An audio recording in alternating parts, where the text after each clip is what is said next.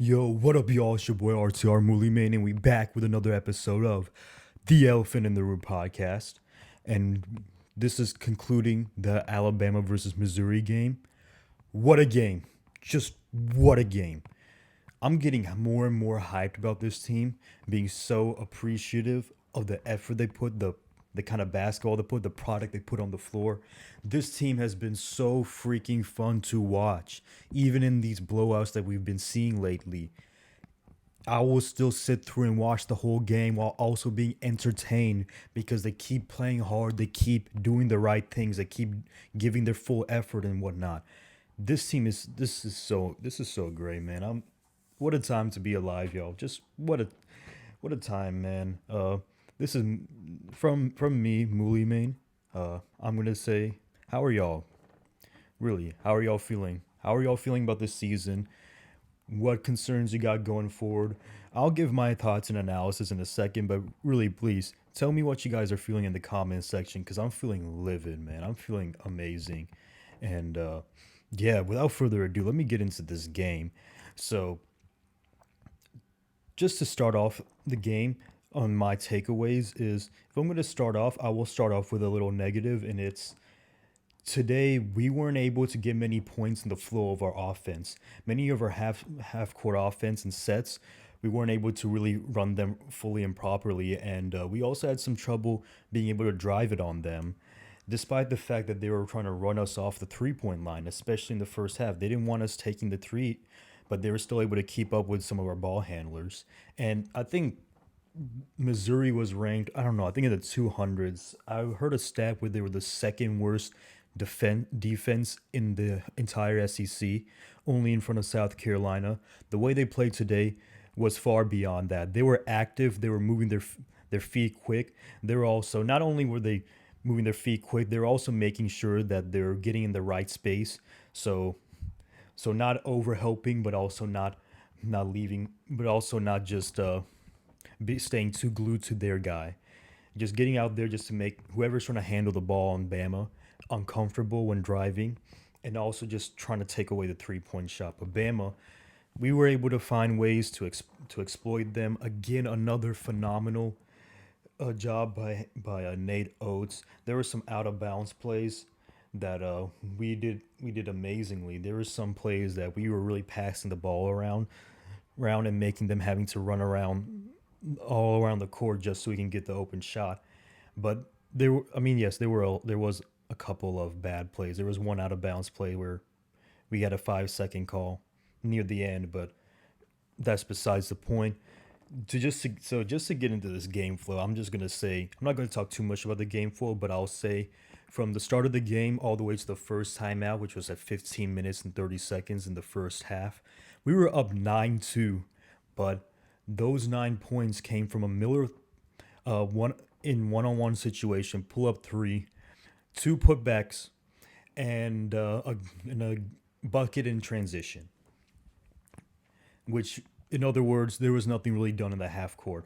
We were really grinding on the offensive glass, and from basically from what I was hearing from the stats that Andrew Parrish on Twitter gave during the Twitter space, Missouri was one of the worst rebounding teams in the country, and they were still able to keep it from being too lopsided because from the way it was being hyped up, Bama being the best rebounding team in the country versus Missouri being one of the worst is was very alarming. But credit to them for at least putting in the effort and blocking out.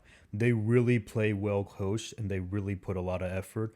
But it was just a matter of Bama being the better team because looking at the score, the final score was 85-64. I can tell you a lot of those points came from either free throws or just really tough mid rangers or just you know like crazy step. Like there was like I saw a couple crazy like dribble drive moves, like one insane euro step near the baseline that caught Rylan, or was it Rylan or JB? I can't remember, but and then there was also like a move where they got Clowney on a call by like the guy did a two step jump stop and in the post, I don't know. Sorry, I don't know if that's the right terminology, but basically, he off a drive, he jump stopped and landed on 2 feet, and then did a couple pump fakes to get Clowney in the air, and then drew a foul. So they were really pulling out every little trick in their bag to at least keep it somewhat competitive until the end. And they really played their hearts out, which really should show how talented of a team this Alabama team is.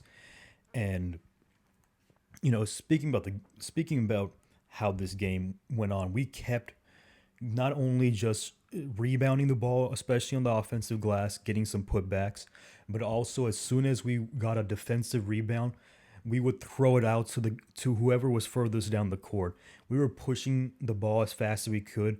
It didn't matter if the guy had a plan or not about attacking the rim in transition, because we were still good enough to skilled enough, I would say, to still draw fouls. We drew a lot of fouls.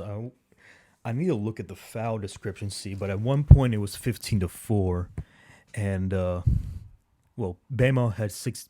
Keep in mind, Bama had 16 offensive rebounds. Oh, they had 14, and we had 37 defensive. They had 31, so we had 8 more rebounds than them. Okay, so shout out to Missouri. We only shot 36% from the field, 37%, 28.6 from three, and which was pretty alarming. But on the free throw end, we went 25 of 32. They went 15 of 19. So there was that discrepancy where we were getting the free throw line a lot more than them. As for the turnover battle, Missouri is one of the best teams in the country at creating turnovers, and a big emphasis was not turning the ball over. And we did a good job of that. Nate Oates even said that in the post game interview. We had only 11 turnovers, which is a win considering, especially considering how some of the games, not the recent games, but earlier in the season, how we're having 20 plus turnover games. But these past few games, we've been a lot better at protecting the ball. And what was I gonna say?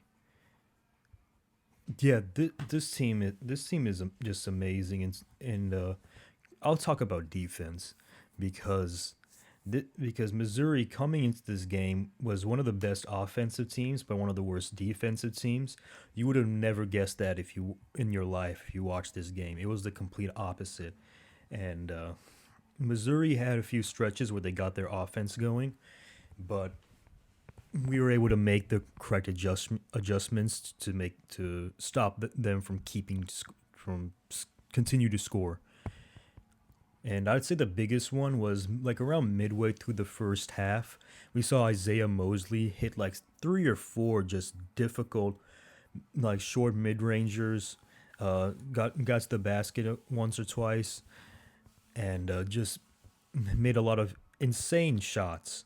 And then another guy, I'm forgetting who made a couple baskets too, but Isaiah Mosley was going off for Missouri, and then out of the timeout, NATO switched Brandon Miller onto him, and Miller instantly they went to Mosley in like the first 2 possessions coming out of the timeout, and Miller was able to hold up both the times, and he instantly like just cooled down. I think again he had a couple more. He had a couple more tough shots in the game, but he was basically I like taken out of the game from there. He did have 19 points, so I'll give him that. He 9 of 18, but he was 1 of 8 from three. Wow. Uh, wow. But no, shout out to Brandon Miller too. He didn't have the best game on the offensive end. He went 4 of 12, and 3 of those were 3 pointers. So he didn't have the best game offensively, but he was still he was still working. He was still being super aggressive, which I loved about him. He was using a lot in he has a good handle. It's clear that he has a really good handle. Maybe it's not elite. Maybe it could be better if we're talking about in terms of NBA. But for right now, for a college freshman, his handle looks good. It was just the way that Missouri played him and the defense they played. You have to give credit where credit's due. And that helped took him out the game. But on the other end, on the defense, he was not only was he able to just take that guy out of the game, but he does his typical where he blocked a few shots, he contested some shots well, he rebounds, he gets a couple putbacks. He does he does what else he needs to do, even if he can't get going. And that's what I really love about Brandon Miller because again, going against this defense, because I saw a scout saying that he's not one of the best defensive players on the team. I definitely think he is, even at times if he may not be putting the most effort in defense. You can tell that's really when we go through stretches where our offense is really relying on him when he's hot on the offensive end. And he never not tries on defense, but sometimes he kind of turns off. But even then, the way he plays, he doesn't have to be super active because his length and his height keeps it to where he can still contest even if someone gets a couple like a foot away from him and is able to get a shot off. He's still able to recover and contest. His height was the reason why Mosley started missing because I'm forgetting who was guarding him. I think Griffin was on him a couple times. There was one play. There was like one play where Mosley off a drive just had a amazing pull up mid ranger and Griffin and it happened so quickly Griffin couldn't even react and couldn't even go up for the contest. Whereas Brandon Miller he literally has to just put his hand up to contest. So yeah, enough about Brandon Miller. I'm gonna go down and just talk about these guys. Player of the game, the hard hat award is Noah Clowney. Noah Clowney, man, I've never seen him be so freaking physical, which is scary to say considering how physical he's been the whole season. He played he played like he was not like he was just faster than anyone, but he played like he was legitimately stronger than everyone. And he's a pretty skinny guy. We know he gives effort, but he just looked so much stronger and bigger than everyone. He had at least 4 or 5 buckets where he took concept right in his face or right in his chest, I'd say. And he was still able to finish through and make the basket around the rim. He finished with 17 points and 14 rebounds. Man, did he have a game for himself. Mark Sears, there was a moment when Mark Sears went cold. I think he went 0-4 from 3 to start. And then I saw people saying, "Oh, Mark Sears is you got to stop shooting that. You got to stop shooting that." And then instantly he got a steal. He got a few good layups. He was getting rebounds. He got a couple steals. Specifically, he got 2 steals in the post where the Missouri guard who was trying to feed one of the Missouri players in the post, and Mark Sears was just read both times the pass and just stole it right from them. He's also still so physical going to the rim, and you can see that even if he can't make a few shots in a row because he's so physical, he gets players off guard because he can use his body to like kind of push them away. He doesn't physically push them, but he uses his momentum to create and his size to create separation. I like the way he rebounded in the game. Finished with 17 points, amazing, and 8 rebounds. He had 8 rebounds and 3 steals. Jaden Bradley, he shot 8 free throws.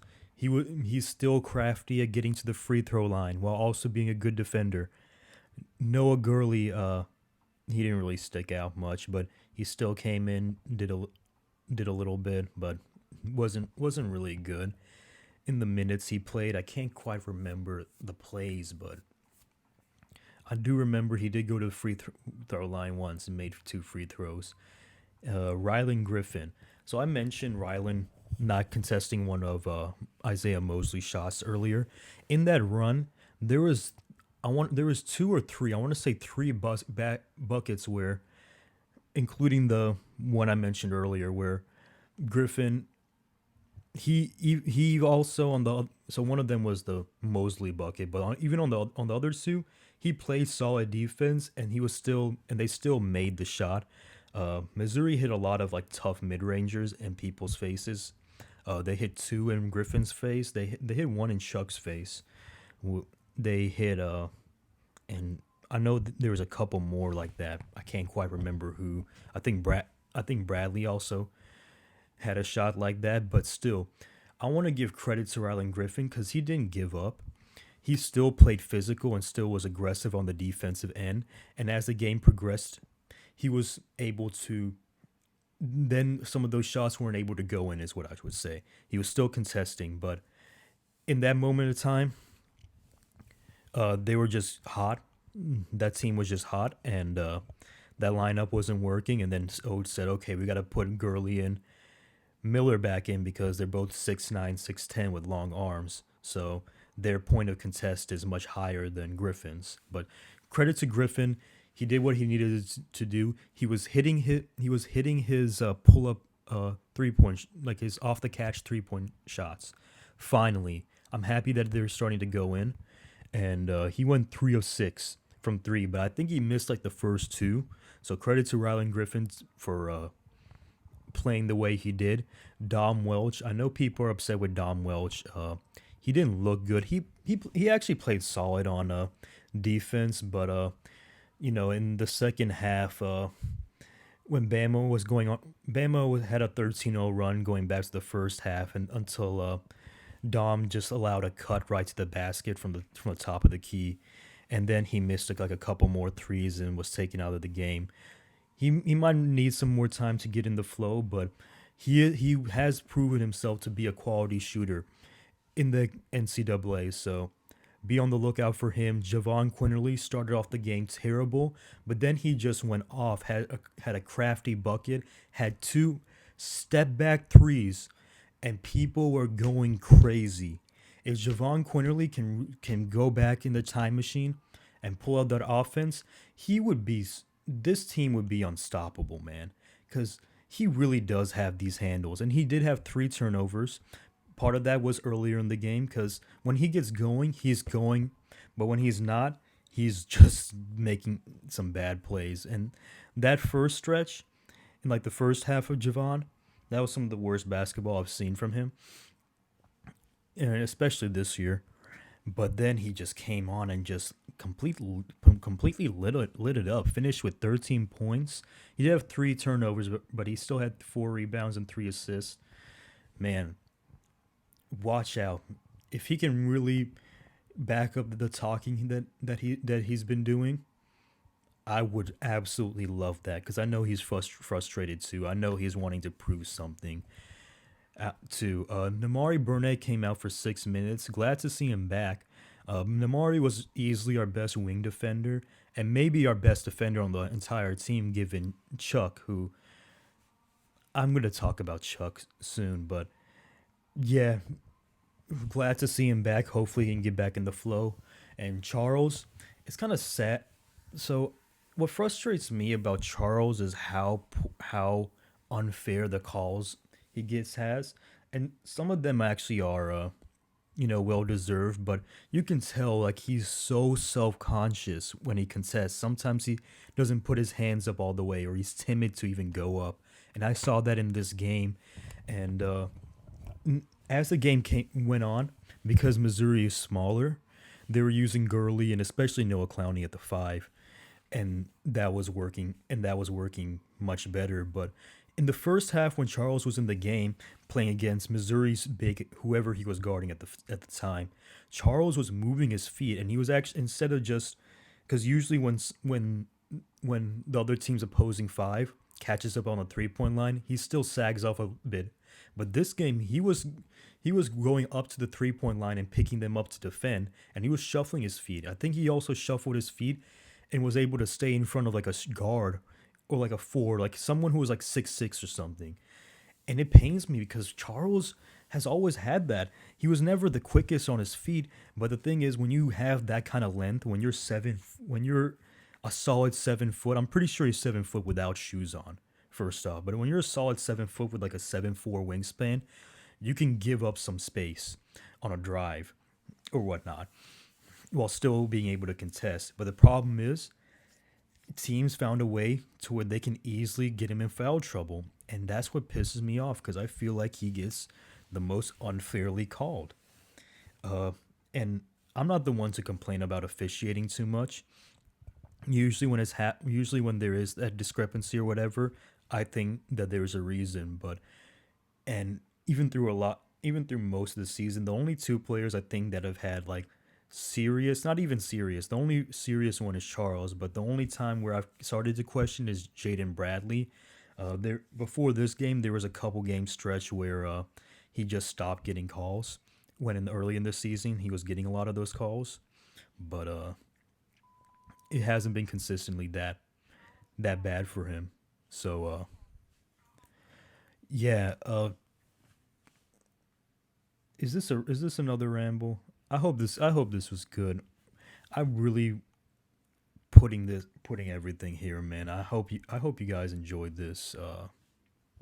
I'll just I'll close out with my takeaways. So in this game, we weren't really able to get our half court offense, our sets going.